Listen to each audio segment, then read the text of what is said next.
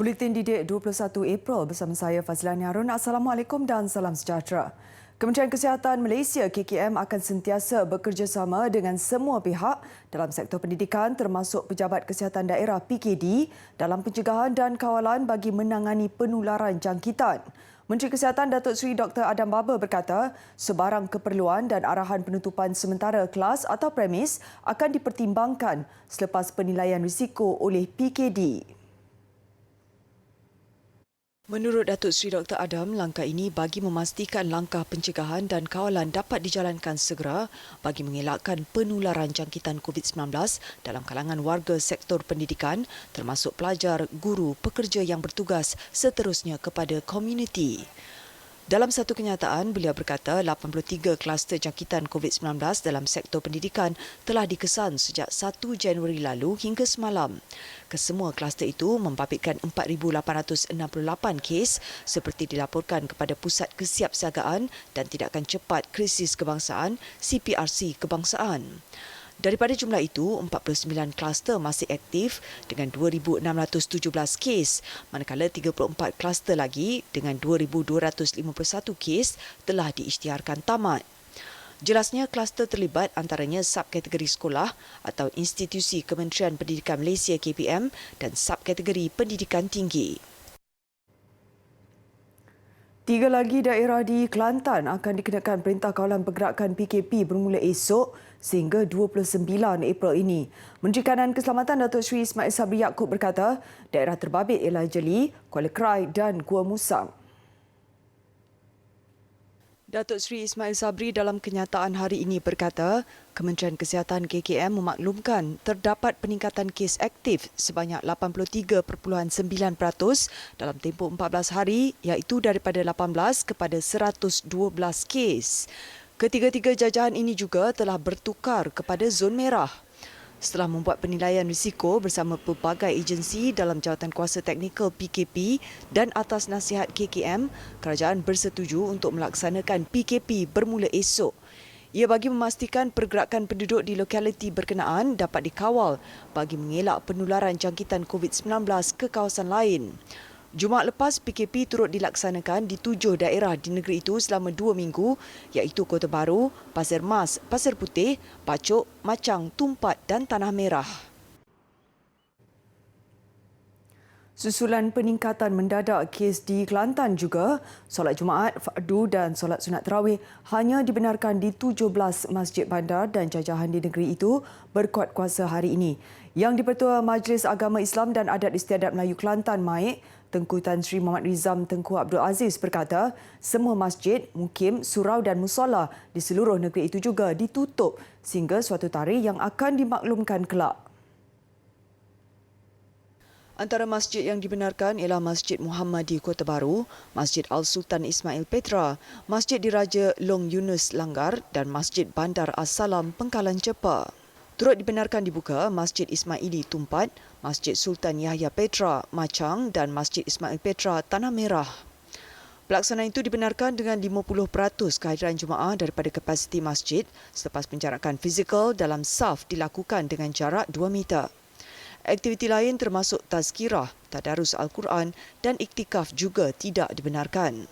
Pihak pengurusan masjid, surau dan musola diingatkan agar mematuhi sepenuhnya SOP yang ditetapkan.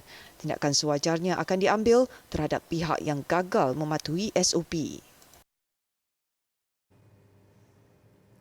Polis akan melakukan rondaan dan pemeriksaan dari rumah ke rumah ketika sambutan Hari Raya Aidilfitri tahun ini seperti yang dilakukan pada tahun lalu. Pengarah Jabatan Keselamatan Dalam Negeri dan Ketenteraman Awam Bukit Aman, Datuk Seri Abdul Rahim Jaafar berkata, langkah itu bagi mengesan pihak yang bertindak merentas negeri tanpa kebenaran. Pendekatan itu dilakukan setelah mengambil kira situasi semasa penularan COVID-19 di negara ini. Katanya, jika tiada tindakan diambil, tidak mustahil kes jangkitan boleh melonjak tinggi seperti yang berlaku sebelum ini. Dalam sidang media yang sama, Datuk Seri Rahim turut menjelaskan mengenai isu pergerakan rentas negeri yang hanya dibenarkan dari Isnin hingga Khamis. Jangan salah faham. Apa yang dinyatakan oleh Timbalan Ketua Negara, pergerakan yang boleh dibenarkan itu hanya dia nakkan daripada Isnin sampai Khamis saja. Sebab ada penyalahgunaan. Diorang ni bergerak hujung minggu ni sebenarnya nak hadir kenduri kahwin macam-macam kan. Jadi dia gunakan alasan yang inilah kononnya bekerja. Kita tak benarkan. Tegasnya, syarat itu dikecualikan sekiranya berlaku kecemasan, kematian dan sebagainya tanpa mengira hari, namun perlu mengemukakan surat kebenaran. Beliau berkata demikian selepas melancarkan buku 69 Komando Lahad Datu Mac 2013 di Brigade Utara Ulu Kinta di Ipoh. Yang di-Pertuan Agong Al-Sultan Abdullah Riayatuddin Al-Mustafa Billah Shah hari ini menzahirkan ucapan tahniah kepada Profesor Datuk Dr. Adiba Kamaruzaman atas pelantikan beliau sebagai anggota Majlis Sains Pertubuhan Kesihatan Sedunia WHO. Istana Negara dalam satu hantaran menerusi Facebook rasmi berkata, Seri Paduka Baginda turut menzahirkan rasa cukacita dan bangga di atas kejayaan beliau menjadi ahli kumpulan penasihat peringkat tertinggi yang dianggotai sarjana-sarjana terkemuka dunia sekaligus menjulang nama Malaysia di persada antarabangsa. Baginda turut menyifatkan pelantikan itu bukan sahaja satu lagi pengiktirafan kepada beliau sebagai individu yang berprestasi tinggi, malah juga kepada Malaysia. Ia sekali lagi membuktikan negara mampu melahirkan individu berkualiti, berwibawa dan bertaraf antarabangsa.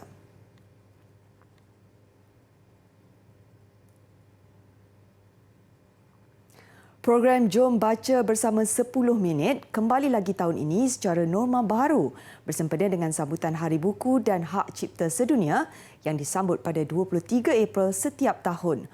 Program tahunan yang dianjurkan oleh Perpustakaan Negara Malaysia PNM itu bertujuan menggalakkan pembacaan dalam kalangan masyarakat. Konsep program ini ialah membaca secara serentak selama 10 minit yang mana ia merupakan simbolik kepada kepentingan pembacaan dan betapa bermanfaatnya masa yang kita gunakan selama 10 minit tersebut untuk membaca. Amalan membaca yang dimulai selama 10 minit juga boleh dijadikan tabiat sekaligus dapat membentuk seseorang menjadi seorang pembaca yang konsisten. Pelbagai perisian aktiviti akan dijalankan dalam program tersebut, antaranya bacaan kegemaran saya, sesi sembang karya dan ucapan Jom Baca Bersama dari rakyat Malaysia. Program Jom Baca Bersama 10 Minit akan dijalankan secara hybrid iaitu menerusi fizikal dan secara dalam talian yang bakal bersiaran secara langsung di YouTube PNM esok. Ramadan adalah bulan bagi seluruh umat Islam menjalankan ibadah puasa sebagai rukun Islam ketiga. Bagi warga Sekolah Rendah Islam Hidayah Pasir Ris di Batu Pahat Johor, kehadiran Ramadan adalah peluang merebut pahala melalui aktiviti ibadah seperti bertadarus, bertahlil dan menghafaz Al-Quran dengan lebih fokus. Menurut Guru Besar sekolah itu, Rosita Uthman, aktiviti itu dijalankan berbeza pada Ramadan kali ini ketika negara dalam suasana berwaspada kerana pandemik. Bagaimanapun, dengan mengikuti SOP, acara tahunan itu tetap dijalankan dalam kalangan 180 pelajarnya. Antaranya dengan menyantuni petugas barisan hadapan dan masyarakat setempat dengan menghulur sumbangan berbuka puasa serta pengagihan buku satu hari satu hadis. Objektif Malam Badar yang pertama adalah untuk kita menghayati perjuangan junjungan besar kita di mana Perang Badar itu sendiri berlaku dalam bulan Ramadan. Yang kedua adalah untuk kita mengeratkan hubungan di antara warga sekolah, ibu bapa dan juga masyarakat setempat. Dan yang ketiga adalah untuk kita mendapatkan sumbangan yang mana sumbangan tersebut akan digunakan untuk pembangunan dan juga pengoperasian sekolah. Mereka turut berkongsi aktiviti tadabbur Quran yang dibaca pelajar setiap hari di laman Facebook sekolah ini. Malah ia akan terus berlangsung sehingga malam-malam terakhir bulan Ramadan.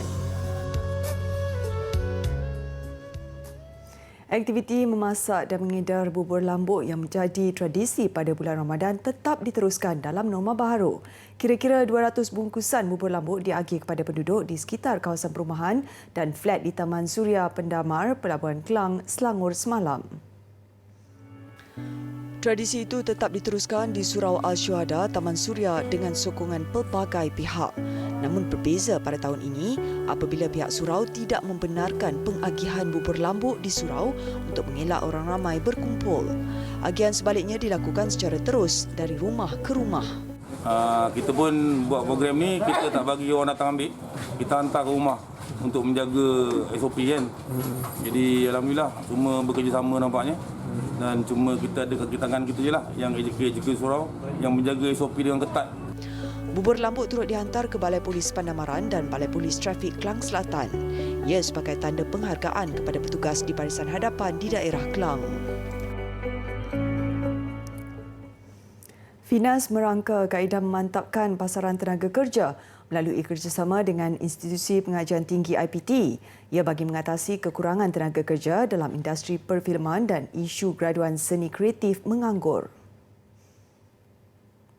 Pengerusinya Zakaria Abdul Hamid berkata sejak Jun tahun lalu, Finas memberi 215 tawaran kerja dalam bidang pembikinan telefilm, drama bersiri dan dokumentari. Jelasnya, kerancakan tawaran kerja pembikinan filem dan drama termasuk dari stesen televisyen kerajaan, swasta serta pembikin filem persendirian menyebabkan permintaan tenaga kerja melebihi bekalan sedia ada. Ini dilihat sama ada dalam kalangan pelakon atau petugas belakang kamera. Sebagai langkah penyelesaian, Finas akan mengatur pertemuan dengan IPT kerajaan dan swasta dalam sesi libat urus tidak lama lagi. Ia bagi mencari formula dan merangka strategi memudahkan pembabitan graduan seni kreatif tempatan menganggur menyertai pasaran tenaga kerja. Sesi libat urus itu juga membabitkan Persatuan Perfilman, antaranya Persatuan Karyawan Malaysia Karyawan dan Persatuan Pekerja Profesional Filem Malaysia Profima. Seorang kanak-kanak 6 tahun nyaris maut selepas terjatuh di atas laluan kereta api di Mumbai, India. Mujur, dia diselamatkan seorang lelaki yang juga pengurus stesen kereta api berkenaan. Kejadian berlaku di platform 2 stesen Vanggani dan sempat dirakam kamera litar tertutup CCTV. Pada awalnya, mangsa sedang berjalan bersama seorang wanita buta berhampiran laluan itu sebelum terjatuh. Pada waktu yang sama, terdapat sebuah kereta api sedang menghampiri pada kelajuan tinggi. Mangsa cuba menyelamatkan diri namun gagal sebelum seorang lelaki yang dikenali sebagai Mayu Shalker meluru lalu mengangkat mangsa ke bahagian atas. Video ini tular di media sosial dan mendapat pujian netizen. Tahukah anda pada 2007 seorang rakyat Slovenia, Marin Strel, pernah berenang di sepanjang sungai hutan Amazon dan mengambil masa 66 hari untuk menghabiskan renangan. Strel juga perlu berdepan pelbagai haiwan berbahaya termasuk belut elektrik, ikan pirana, katak beracun dan ular yang sangat berbisa. Itu hanya beberapa fakta menarik mengenai hutan Amazon. Kalau nak tahu lebih lanjut, apa kata ikuti paparan infografik yang kami sediakan. Secara asasnya, hutan Amazon mempunyai keluasan 5.5 juta kilometer persegi dan menjangkau sehingga ke 9 negara di Amerika Latin. Ia merupakan hutan tropika terbesar di dunia. Melalui Amazon dan sungainya, ia meliputi 20% air bersih di dunia. 2.1 juta kilometer persegi dikelaskan sebagai zon larangan. Amazon juga adalah rumah kepada tempat perlindungan biodiversiti unik di dunia. Ia terbukti apabila 1/4 spesies bumi ada di sini, termasuk 30,000 jenis tumbuhan, 2,500 ikan, 500 mamalia dan 550 spesies reptilia serta 2.5 juta serangga. Hutan Amazon turut berfungsi menyerap lebih banyak karbon dioksida daripada pengeluarannya. Ia menyimpan sehingga 140 bilion tan karbon dioksida sekaligus membantu membendung pemanasan global.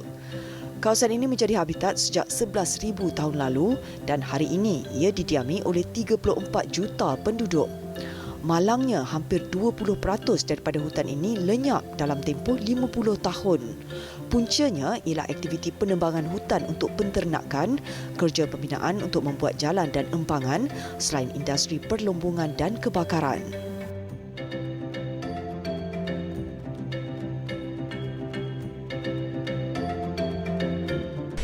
Sukan aksi persahabatan antarabangsa yang berlangsung di Stadium Hoki Nasional Bukit Jalil terus menyerlahkan kelemahan skuad hoki lelaki kebangsaan.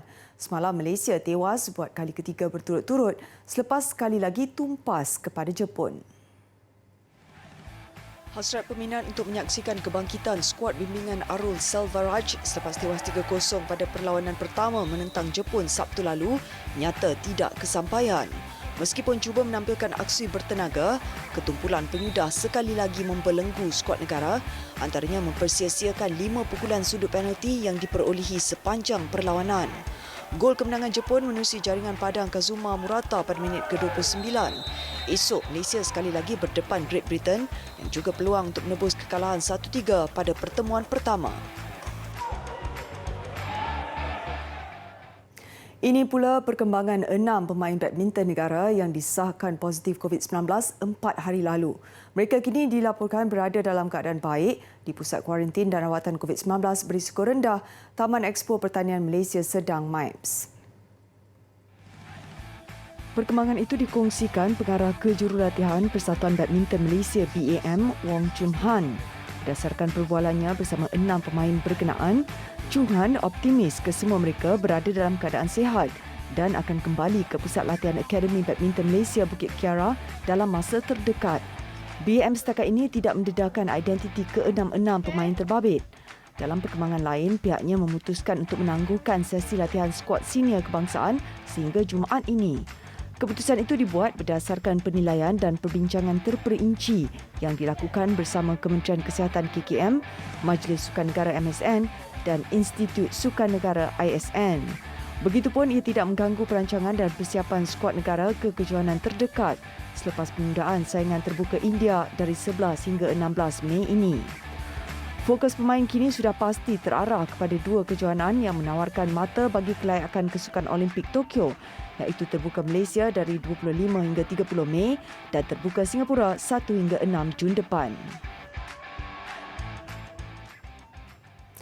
Ketika isu Liga Super Eropah yang mencetus ketegangan, perjalanan Liga Perdana Inggeris dilihat kembali reda dengan keputusan drastik 6 kelab elit Manchester United, Liverpool, Chelsea, Manchester City, Arsenal dan Tottenham Hotspur untuk menarik diri. Saingan Bundesliga pula tetap rancak susulan ketegasan kelab-kelab elit Jerman awal-awal menolak penganjurannya. Bayern Munich yang turut dikaitkan dengan penganjuran Liga Mewah itu mengukuhkan kedudukan di tangga teratas, menewaskan Bayer Leverkusen pada aksi ke-30 Liga. Beraksi di gelanggang sendiri, Bayern tidak perlu menunggu lama untuk mencipta jaringan menerusi Maxim Choupo-Moting pada minit ke-7. Susulan keadaan kelam kabut di depan pintu gol lawan. 6 minit kemudian, gawang Leverkusen bolos lagi juga menerusi gerakan hampir sama. Kali ini disudahkan Joshua Kimmich. Masuk babak kedua, aksi tambah rancak dengan kedua-dua pasukan saling berbalas serangan. Namun tiada gol lagi terhasil untuk kemenangan ke-22 Bayern. Dibimbing Hans-Dieter Flick, Bayern kini mengumpul 71 mata selepas 30 perlawanan. Berkelebihan 10 mata mengatasi pencabar terdekat di tangga kedua RB Leipzig. Leverkusen di tangga ke-6 dengan 47 mata. Marvel Studios memperkenalkan adiwira Asia sulungnya menerusi pelancaran sedutan filem Shang-Chi and the Legend of the Ten Rings. Watak adiwira diberi nama Shang-Chi itu dibawa oleh pelakon berdarah Cina-Kanada Simu Liu. Liu menerusi Instagramnya berkata, penerbitan filem terbabit membawa makna cukup besar buat komuniti Asia dalam sejarah perfilman Hollywood. Shang-Chi yang menampilkan rata-rata pelakon Asia adalah sebahagian daripada projek fasa keempat Marvel dan diarahkan Dustin Creighton. Selain Liu, filem ini turut dibintangi nama-nama hebat termasuk Fala Chen, Tan Sri Michelle Yeoh dan Ronnie Chieng. Ia dijadual ditayangkan di Pawagam pada 3 September ini.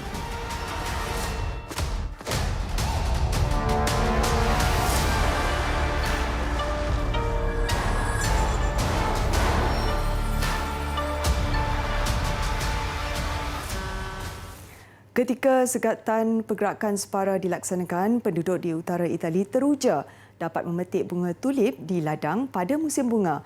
Paparannya mengakhiri buletin didik malam ini. Saya Fazliana Harun. Salam hormat dan Assalamualaikum.